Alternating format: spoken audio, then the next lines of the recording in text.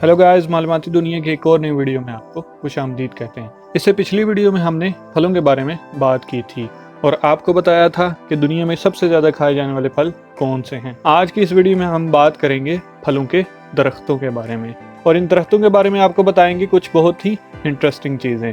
जैसा कि आप जानते हैं कि सबसे पहले एक छोटा सा पौधा लगाया जाता है और फिर वो पौधा एक तनावर दरख्त बन जाता है और उसके बाद उस पर फल लगना शुरू होते हैं। वीडियो को आगे बढ़ाने से पहले आपसे गुजारिश है, वीडियो को लाइक और शेयर करें। चैनल पर नए हैं तो सब्सक्राइब करें और बेल आइकन को प्रेस करके ऑल पर सेट कर दें ताकि आपको हर नई आने वाली वीडियो को नोटिफिकेशन मिले सबसे पहले। तो हम बात कर रहे थे फलों के दरख्तों के बारे में कि कैसे हम एक छोटा सा पौधा लगाते हैं और फिर वो एक दरख्त बन जाता है और फिर उस पर धीरे धीरे फल आना शुरू हो जाते हैं।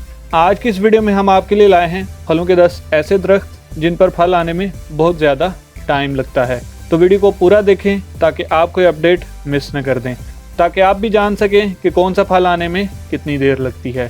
उम्मीद करता हूँ आपको हमारी ये कोशिश बहुत अच्छी लगेगी और आप हमारी हौसला अफजाई ज़रूर करेंगे। वीडियो आपको कैसी लगी कमेंट सेक्शन में हमें ज़रूर बताइएगा। शुरू करते हैं आज का काउंटडाउन। नंबर 10, पीच ट्रीज यानी कि आड़ू के दरख्त। आड़ू के दरख्त से हमें मीठे मीठे आड़ू खाने को मिलते हैं और आड़ू का अपना घर चाइना में मौजूद है। आड़ू नेक्टरिन फैमिली का बहुत ही करीबी साथी है और इसमें बहुत सारी किस्मों के फल पाए जाते हैं। आड़ू के दरख्त पर फल आने में तकरीबन 2 से 4 साल का वक्त दरकार होता है। Number 9, नेक्टरिन trees. जैसे कि मैंने अभी आपको बताया है कि ये आड़ू का बहुत ही करीबी साथी है और ये तकरीबन आड़ू जैसे ही नजर आते हैं और इनका मंबा भी चाइना में ही मौजूद है और इनको सबसे पहले चाइना में आज से हजारों साल पहले देखा गया था। आड़ू और इसको देखा जाए तो कोई भी ये नहीं बता सकता कि कौन सा आड़ू है और कौन सा नेक्टरिन है। इसलिए इसकी पहचान वही कर सकता है जो इन दोनों को बहुत अच्छे से जानता है। नेक्टरिन जर्द, सुर्ख और सफ़ेद रंग में पाए जाते हैं और ये विटामिन सी का एक बहुत ही बेहतरीन जरिया भी होते हैं। अगर आप इनको खाना चाहते हैं तो सबसे अच्छा तरीका है कि इनको फ्रेश खाया जाए या फिर इनकी जैम बनाई जाए। नेक्टरिन ट्री पर भी फल आने में तकरीबन 2 से 4 साल का अरसा दरकार होता है।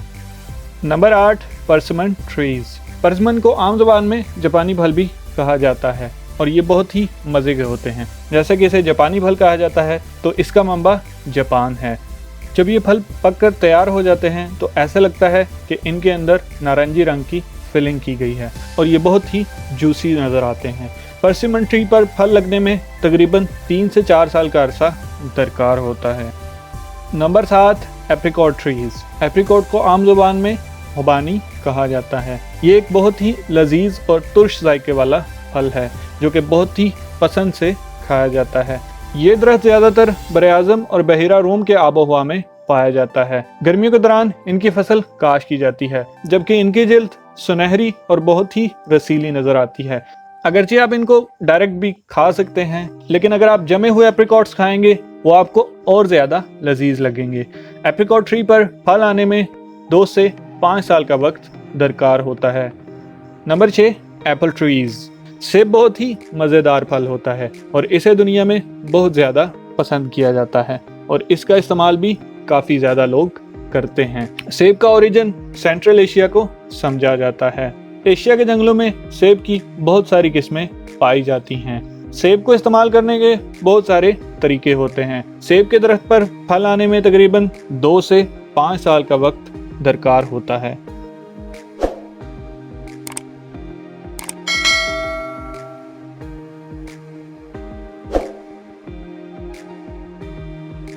नंबर 5, सॉर चेरी ट्रीज यानी कि तुर्श जायके वाली चेरीज। चेरी हमारे मुल्क में आमतौर पर ज़्यादा नहीं पाई जाती क्योंकि इसका जायका बहुत तुर्श होता है, इसलिए आप इसे डायरेक्ट नहीं खाते बल्कि इसे पकाकर या फिर बेकिंग में ज़्यादा इस्तेमाल किया जाता है।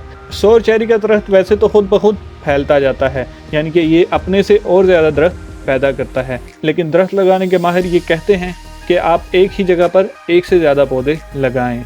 ये चेरी साइज में मीठी चेरी से छोटी होती है और ये माना जाता है कि इसका मंबा यूरोप और ईरान में मौजूद है। तो उस चेरी का दरख्त फल पैदा करने में 3 से 5 साल का वक्त लगा सकता है। नंबर 4, प्लम ट्रीज यानी कि आलू बुखारा, जो कि गर्मियों की एक बहुत ही खास सौगात समझा जाता है और बहुत सारे लोग इसका जूस पीना पसंद करते हैं क्योंकि ये आपके जिस्म से गर्मी को दूर भगाता है और आपको कुछ ठंडक का एहसास दिलाता है। आलू बुखारे का ज़्यादातर इस्तेमाल जेलीज और जैम्स में किया जाता है। इसके अलावा इसको ड्राई करके भी इस्तेमाल किया जाता है। आलू बुखारे की 2 किस्में हैं, जिनमें से एक का मंबा जापान में है जबकि दूसरे का मंबा यूरोप में मौजूद है।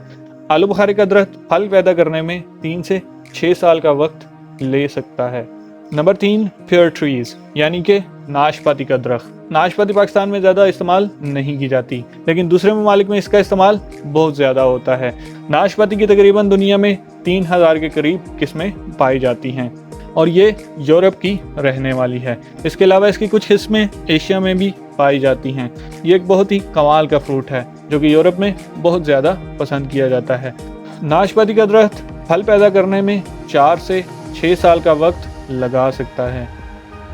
Number 2, sweet cherry trees. जैसे कि पहले हमने बात की तुर्श जायके वाली चेरीज़ की, अब हम बात करेंगे मीठे जायके वाली चेरीज़ की, जिनका mamba north Africa, western Asia और वेस्टर्न हिमालयाज़ को समझा जाता है। ये चेरीज़ बहुत ही मीठी होती हैं, इसीलिए इन्हें बहुत ज़्यादा पसंद किया जाता है। इसे आप दरख्त से तोड़कर डायरेक्ट भी खा सकते हैं और आपको एक बहुत ही अच्छा एहसास मिलेगा। मीठी चेरी का दरख्त फल उगाने में तकरीबन 4 से 7 साल का वक्त लगा सकता है। Number 1, papaya trees. पपाया को आम ज़बान में पपीता कहा जाता है। पपीते को ज़्यादा लोग इस्तेमाल करना पसंद नहीं करते। यही वजह है कि आमतौर पर ये हमारे मुल्क में ज़्यादा नहीं मिलता। पपीते के दरख्त पर फल बहुत कम तादाद में लगते हैं और ये अगस्त से लेकर सितंबर के दरमियान तक पक जाते हैं और फिर ये खुद ब खुद दरख्त से गिरना शुरू हो जाते हैं। पपीते का दरख्त फल को पैदा करने में 5 से 7 साल का वक्त लगा सकता है। इसके अलावा अगर आप पपीते के दरख्त पेयर्स में नहीं लगाएंगे तो आप इन पर कभी भी फल नहीं ले सकते। उम्मीद करता हूँ आपको वीडियो बहुत अच्छी लगी होगी। वीडियो को आखिर तक देखने के लिए शुक्रिया। अगर आपका कोई सवाल या सजेशन है तो हमारे साथ कमेंट सेक्शन में ज़रूर शेयर करें। देखते रहें मालूमाती दुनिया, क्योंकि हम आपके लिए लाते हैं नई नई मालूमात।